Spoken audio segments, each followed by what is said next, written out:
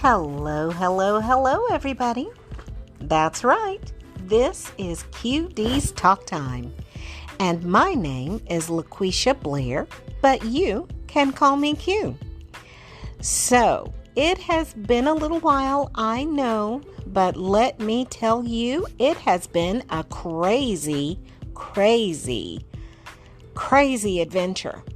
So, to kickstart things off, let me just kind of give you a synopsis of everything that I've kind of been through these last few weeks.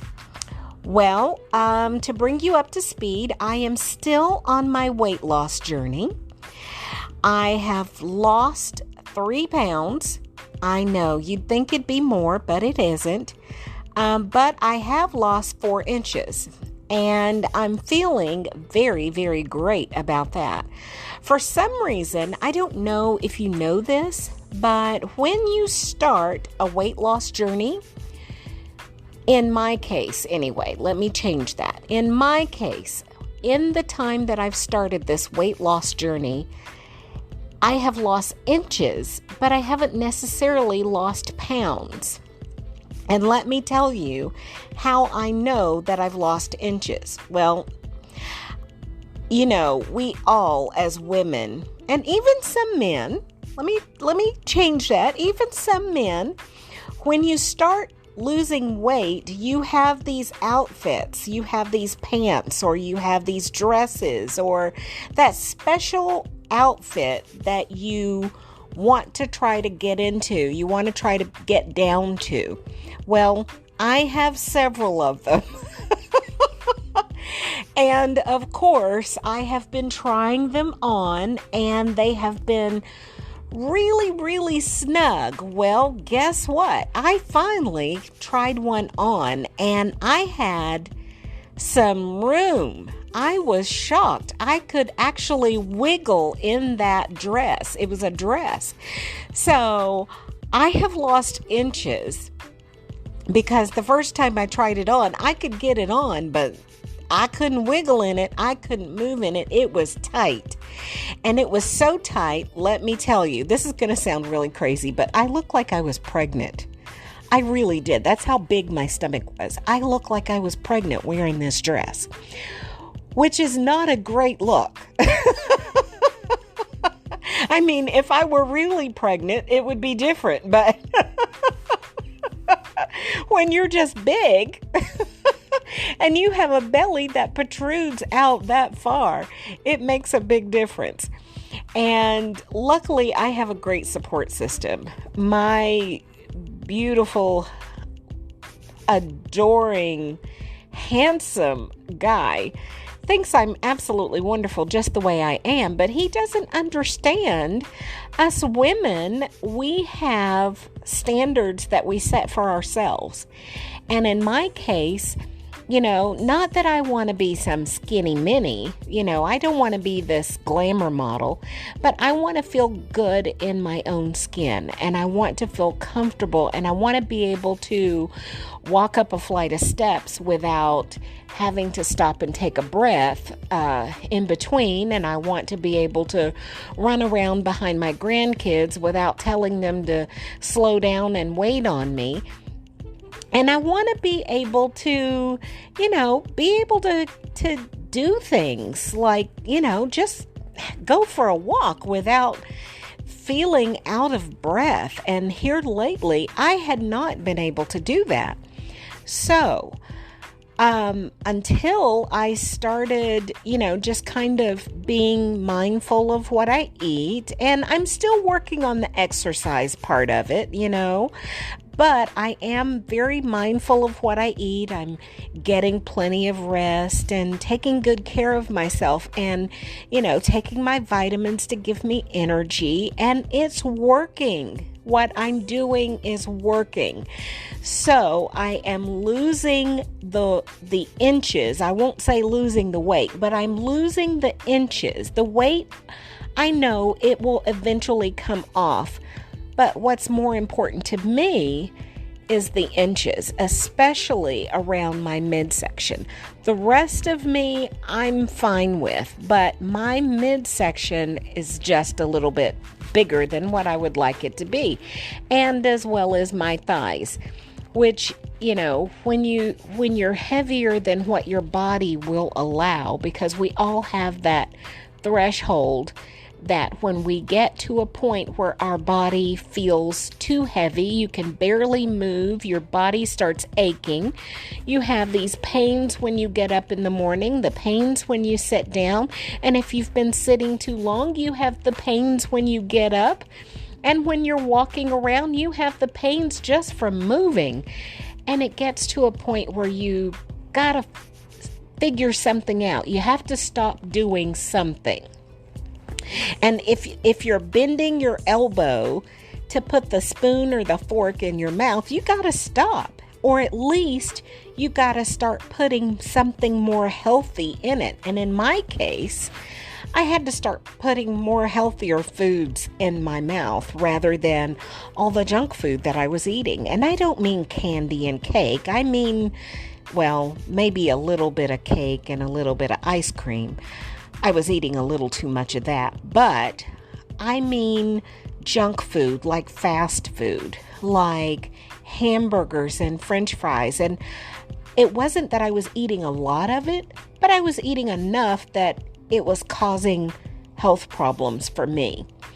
And so I can't speak for everybody, but when you get to that point, you have to start doing things to change your body, to change your mind, to change your habits. And so that's what I've done. I've started changing my habits. Am I there yet? No. I still have a ways to go. I still have some things I got to get through. I'm still working on that. But in the meantime, I have lost 4 inches. I'm very, very proud of that. And so that is where we are with the weight loss journey. Now, let me tell you what else has been going on. So I have an issue with my arm. Now, I have gone to the doctor for months and months and even years now, and I can say years because it's been at least for the last 2 to 3 years. I hurt my arm, and I don't know how I did it, but somehow or another I hurt my arm. So now what happens is I have muscle damage or nerve damage or bone damage. I'm not sure which, but I can't move my arm. I don't have the mobility that I used to have. Now, I can move it around just about any way that I want. The problem is sometimes, and it's intermittent that it happens. It doesn't happen all the time, and it's not the same movement that it happens. If it were, I would just know not to move it in that particular direction and I'd be okay. But in this case, what's happening is whenever I raise my arm, or lower my arm, or even just bend my arm, something happens that I get a sharp pain and it goes numb or it just falls. And I just lose the ability to maneuver it for just a split second. And so, that having been said, I have been going back and forth to the doctor and trying to figure out what's going on, and I'm still dealing with that. But in the meantime, I have been talking to my doctor about getting a breast reduction. Now, I'm saying all of this because I know there are other people out there that may be in similar situations. And what I would say to you is make sure that you are talking to your doctor about everything that's going on. My doctor probably gets tired of me telling him every little detail about what's going on with my body, but I think it's very important that they know so that they can help you make some decisions about, what you want to do. And in my case, I am seriously wanting to have a breast reduction. Let me tell you why. I'm very top heavy. I'm wearing a size F. Now, if I'm, standing up. Anybody that looks at me, they think I'm built perfectly fine and nothing's wrong. But what has happened to me over the years is I have what I call coat hanger shoulders. Now, I don't know if you know what that is, but have you seen those coat hangers that on the ends of the coat hangers, they have this little dip to hold the shirt or the blouse or the dress on the coat hanger? It's like a little curve so that when you put the straps on the coat hanger, they don't slide off. Well, my shoulders are like that, and I have these little dips, one on each side, where over the years, because I am so top heavy, my bra strap has created this groove in my shoulders, and it's down to the bone where I have this permanent dip in both of my shoulders. And in doing so, it's caused the nerve damage, which has affected one of my arms severely, and it's starting to affect the other arm. And the cause of this is because I am so top heavy. I wear a size F if I wear the correct bra, or triple D, depending on where you go to purchase them. It's either the letter F or it's a triple D. And it's really odd for me because most people think that if you are that large, if you have that large size breast, then you have to be really huge. And I'm not really huge. I'm heavy, as in I weigh a lot, but as far as my size, I'm not that big.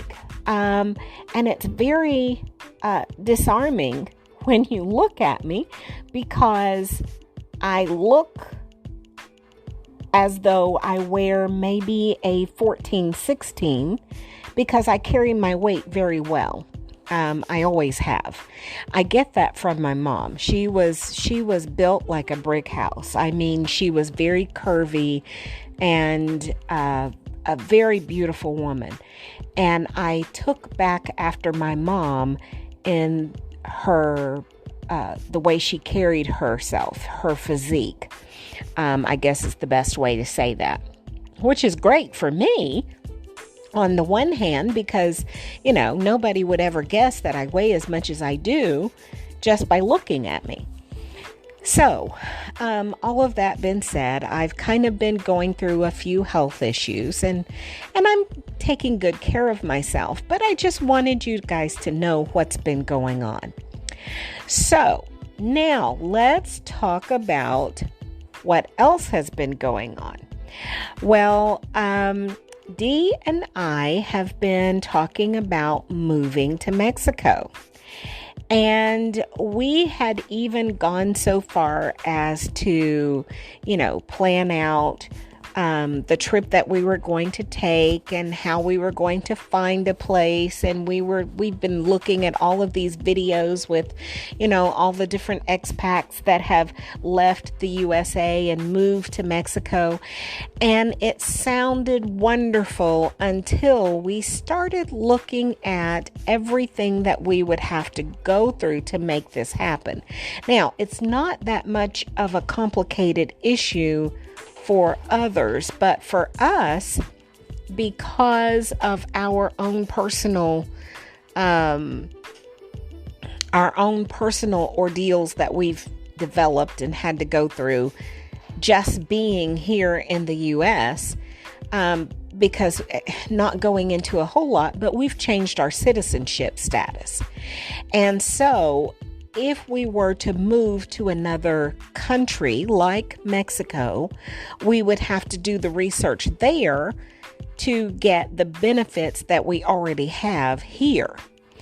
And so we've come to a conclusion that for now, we're just going to stay here in the United States, and continue to live as we have, which has been very, very beneficial for us. But we will be looking to take our vacations to Mexico and even other parts of the world. We have been looking around at all these different videos with everybody going to all these different countries. And yes, we have the travel bug. It has bit us hard. So we are doing everything within our power to be able to make that happen, make that dream of ours happen.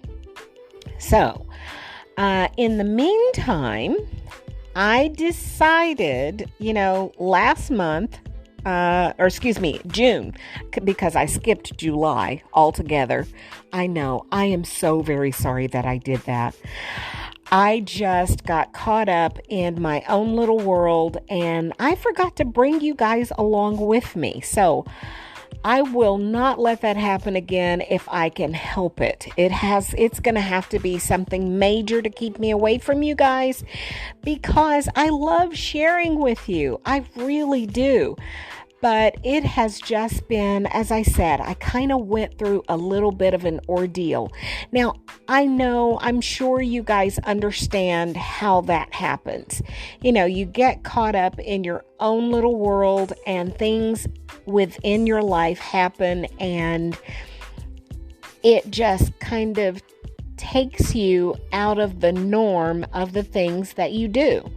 And so to keep that from happening again, I have some plans in place, you'll be happy to know, so that you will not miss another episode and I will not miss another episode to keep you apprised of what's going on. So, that having been said, back in June, I took my 3 older granddaughters to Chattanooga. And we had some activities that we did with them. Well, this past weekend, I decided, okay, I'm going to take DJ and Kira. That's my 9 and 10-year-old. And so Dee and I decided we were going to take them for the weekend. And we went to Gatlinburg. Up in Sevierville, which is right here in East Tennessee, up in the Smoky Mountains near the Appalachians. And we were going to go up there and just have a ball, let them play, enjoy themselves. And that's what we did. So Saturday, it was kind of a crazy day because we were supposed to leave at about 2 o'clock, 1:30, 2 o'clock. That was the plan. Well, you know how to make God laugh, right? You plan something and he's like, no. It's not going to go that way. And that's exactly what happened. So I planned to leave around around 1:30, 2 o'clock on this past Saturday. Well, guess what? That didn't happen. So Dee and I were sitting here, we'd gotten dressed, we'd gotten our little bags packed for the weekend, and we were sitting here waiting on the grandkids to get here so that we could take them. Well, my daughter calls and she says, well, I need you to take the older girls shopping. So I took the older girls and I went shopping, and this was about 9 o'clock that morning. So I got back at around 1 o'clock. About 15 after 1 is when we got back. And so after I got back shopping, Dee and I, of course, were sitting here waiting on DJ and Kira, my 9 and 10-year-old granddaughter and grandson. And so we kept sitting here waiting. And finally, I get a phone call from my daughter, Melinda. And she and their twins, my 2 girls, Melinda and Miranda, they apparently had gone shopping to get a few things that they thought DJ and Kira might need for the weekend. And in the midst of them driving from the store, from the shopping mall here, I think they were at the Walmart, which is probably about 3 miles down the road. By the time they were on their way back, some woman hit them with their car, and it was a hit and run. She hit them.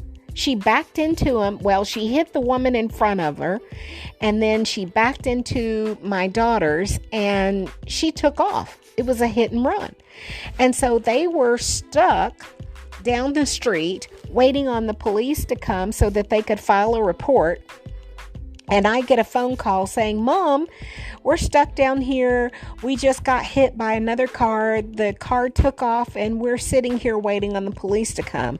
We're okay, but we're waiting. So they were okay. They weren't hurt, thank goodness, but they did have the kids in the car with them. So I had to go down there and get the kids. So I drove about 2.5 miles down the street to the Walmart shopping center to get the kids and bring them back here to the house. And then, of course, we had to wait for my daughters to get done with the police to get here to get the older kids and take them on home. So, by the time all of this happened, it was about 4 o'clock by the time we got on the road. So we did not get to the mountains until about 5:30, 6 o'clock. So by the time we got up to Gatlinburg, we ended up going and finding a hotel in Sevierville. And so I wanted to find a hotel with a pool so that the kids could at least spend the rest of the evening playing in the pool. And that's pretty much what happened. We finally, Dee and I, we drove up to Gatlinburg with the kids, with DJ and Kira. And DJ's the 10-year-old and Kira's the 9-year-old. And we got up to Sevierville. And it was really nice. It was a nice drive. So we get up there, we stop and got them something to eat. There's a little place up there called the Diner. And it's a theme restaurant. And so it's made like one of these old time 1960s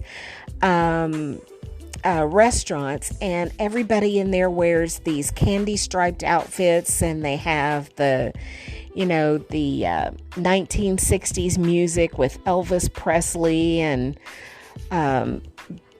Jerry Lee Lewis and all the old singers like that. And they wear this big hairspray hair, something that you would have seen back in the 50s and the 60s, and or rather more so the 40s, 50s, and 60s, I guess you would say. And so anyway, we stopped there and got burgers and fries for the kids, and we got us something to eat. And we sat in there, I guess, probably about an hour and enjoyed the music and the fun and the camaraderie that was going on in there. And then we ended up going to the hotel. Now, we get to the hotel, it's about 7 o'clock.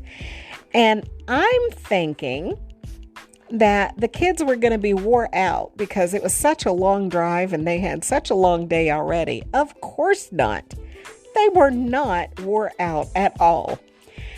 I was wore out, but they weren't. And Dee was definitely wore out. So we got into the hotel room and Dee says, I'm going to go lay down and take a nap. And DJ and Kira decided they wanted to go swimming. So I went down to the pool and sat with them. These kids were in the pool from 7:30 Saturday evening until 10:30 Saturday evening. The pool didn't close until 10:30, and they were not getting out. They were running around there, splashing around, jumping in and out of the pool, having contests, and it was hilarious because every 5 minutes I kept hearing my name, Nana, Nana.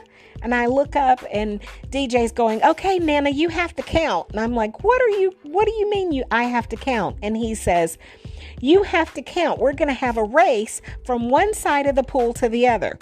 So I said, okay. So I'm counting. 1, 2, ready, go. Well, you'd think when I say go, they would start swimming. No, they didn't start swimming until I kept saying go. And then finally they started swimming. So they go halfway across the pool and come back, and they're like, I won. And I'm like, you didn't even make it all the way across the pool. But they didn't care. They were splashing around and having fun. And so they stayed in the pool until 10:30 that night. And finally, I had to drag them out of the pool. I was like, okay, guys, you got to get out. It's time to go to the room. Let's go take a shower, and then everybody go to bed. So I get them to the room, and they all, they go and take their showers and get their night clothes on. And I let them, watch TV for just a little bit, because it's a weekend, it's their vacation. They don't have to go to bed right away. But they fell asleep before I did. So that was what I was hoping for. So I did get to get a little bit of rest. So Sunday morning, we got up and decided that we were going to go further up into the mountains, up into the Smokies. Well, first we went to the McDonald's across the street from the hotel and got us a bite to eat. And then the kids decided they wanted to go go-kart riding. So let me tell you, Dee and I got in these go-karts because I rode with Kira and Dee rode with DJ. And so we got in these go-karts. Now, you have to imagine, I'm 56 years old. And Dee is a little bit younger than me.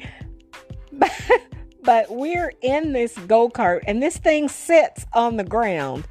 My knees are killing me, but I have to drive. And so we're driving around this thing, and the kids are screaming and yelling, and we're going.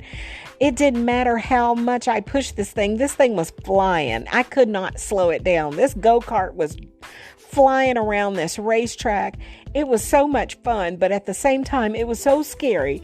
And then Mika, when we finally come to a stop, now I'm panicking because I'm thinking, oh Lord, how am I ever going to get my big butt out of this go-kart? So I finally get out of the go-kart. And I could not hardly walk. My knees were locked up on me. So I'm trying to put on a brave face and stand up straight and, look like nothing's wrong. So in the meantime, my knees are killing me. My hips are killing me. So I was like, okay, guys, let's go on up into the mountains. So we drove from the go-kart place all the way up into Gatlinburg. And I had a surprise. I wanted to take the kids on a ski trip. Well, of course, it was raining when we got up there, so we couldn't get, not on a ski trip, but on, the ski lift. And it goes way up to the top of the mountains, and the scenery is absolutely gorgeous. You've got a view of the mountains with all the smoke, and it looks like smoke, but it's really the clouds sitting on top of the mountain peaks. And it's absolutely beautiful, and the sky was bright. It was hot and sunny outside, so the sky was clear and bright, and you could see everything for miles and miles, and you got to see all these beautiful chalets and all these beautiful townhomes and I mean, not townhomes, but what do you call them? Cabins, these beautiful cabins, and it was absolutely gorgeous. So the problem was it was raining when we got up there, so we didn't get on the ski lift right away. So we ended up going to this place that lets you play like 4 games all in one. And so we ended up going to, we first went to an arcade, and the kids got to play all these games and win tickets. And then we ended up going to this other place where they got to play the 4 games in one. And so they played laser tag, and then they played, I can't even remember what the name of the games were, but the object of one of the games was, it was kind of like a Simon Says. You have these lights that flash, and you have to hit the corresponding light in the same manner in which it flashes. So it would be like a red light flash once, and then a green light flash twice, and then a blue light flash once. And so you would have to go back and hit the red light and then the green light twice, and then the blue light once, just as it flashed. So they played that game, which took all of like 5 minutes. It wasn't very long at all. And then they went back to play laser tag again. And Dee and I were so tired from just the last night and the day, the earlier part of the day's events. We just sat there like old people. We could not move, neither one of us. We couldn't hardly move. So we sat there and let them play. So they just went ahead and played. Well, then the rain cleared up, and, the sun came out, and it was just as hot as it was before it rained. And so we ended up going on the ski lift, finally. And it was when we got up there at the top of the ski lift, where you could look out and see all the scenery across the mountains, and you could see all these different peaks. And part of the wonder of this view is not only could you see all the mountains, but you can see in 3 different states from the top of this ski lift. You could see 3 different states. And so, which was absolutely wonderful. And so they have this bridge. Now, this bridge is a swinging rope bridge that goes from one side of the mountain to the other side of the mountain. And when you get to the other side, of course, if you make it across, you can, get your picture, because they take your picture as you're, going across. So when we got to the other side, we walked across this bridge, and of course it was windy and it was swinging, and people were walking back and forth on it, which made it swing and sway even more. And so you're walking and hanging on to the side of it with all your might. And my grandson was okay with it, but my granddaughter, she was about to have a fit. So she was holding on to me, and I'm holding on to the side of the rope as we're walking across this rope bridge, and people are coming towards us and passing us all at the same time. And they're walking like it's normal, like they're just walking on the street.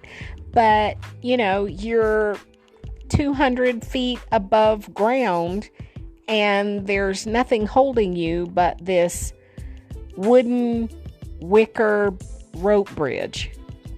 And in the middle of this wooden wicker rope bridge, they do have some metal cords, I guess is what you would call them, that kind of stabilizes it. But in the middle of this bridge, where the wicker runs out, there's glass. They have glass. So you can actually look down and see straight through the glass. And the glass is very thick and sturdy. It'll hold you, but it's kind of scary to walk across. So we walked across it and got to the other side. And of course, we got our pictures, and we were kind of looking at the scenery, and then it was time to go back. So we ended up coming back, and then when we finally made it back down to the bottom of the hill, we rode the ski lift all the way back down to the bottom of the mountain. And then when we finally got back down there, we ended up stopping and getting snacks. Of course, the kids wanted funnel cakes. And I don't know if you know what a funnel cake is, but basically it's pancake batter that they kind of swirl in this little thin line, and they make these little swirlies, and then they deep fry it and put powdered sugar all over the top of it, and they call it a funnel cake. And it's got kind of a sweet, chewy taste to it. And then my grandson wanted deep fried Oreo cookies. Now, I'd never had deep fried Oreo cookies, and after I tried them, I decided I don't like them because it just tasted like bread to me. And it wasn't sweet at all. You would think, I mean, when you think of an Oreo cookie, you think that creamy filling in the middle.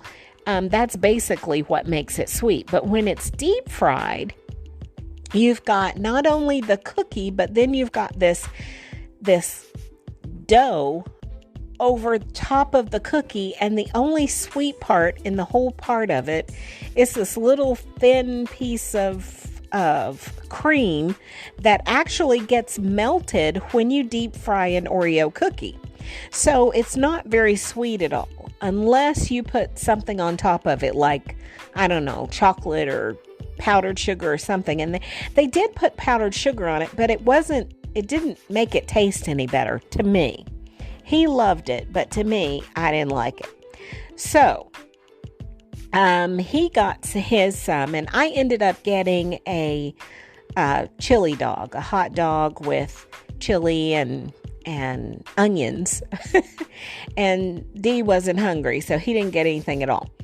So we ended up just kind of snacking a little bit, and then we, drove back down from Gatlinburg back down into Sevierville, which is the lower part of the Smoky Mountains. And once we got down there, of course, the kids wanted to go go-kart riding again. Dee said he couldn't do it, so I ended up go-kart riding with the kids again, and my knees, they wore me out. That's all I can say, is the grandbabies wore me out. So it was a wonderful weekend. They had a blast. They got to eat junk food and play and explore, and it was a whole bunch of fun. But by the time we got back home, I dropped Kira off first.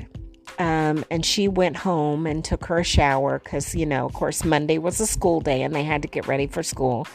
And then I dropped DJ off second. And by the time Dee and I got home, all we could do, we ended up taking a shower and crawling in the bed.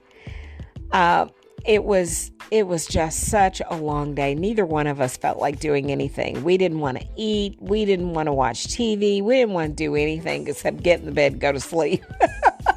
So that's what we ended up doing. So it was an eventful weekend, and it has been an eventful last month.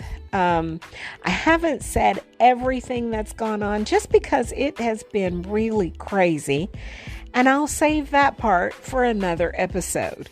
But I just wanted to let you know I didn't forget about you. I promise you I didn't. I have been fussing at myself because I knew I should have been keeping you guys in the loop about what was going on. And I am so sorry. Let me just apologize that I did not do that. But let me let you know that I have things in place so that won't happen again. So just know that your old pal Q is still right here with you. I'm still praying for you, laughing with you. I hope you're laughing with me as well. And in the meantime, you have been listening to QD's Talk Time. Again, my name is LaQuisha Blair, but you can call me Q. All my friends do, and I hope you're one of my friends. May God bless you. May God keep you. Just know I love you. God loves you. Keep looking up. Take care, everybody. Bye-bye.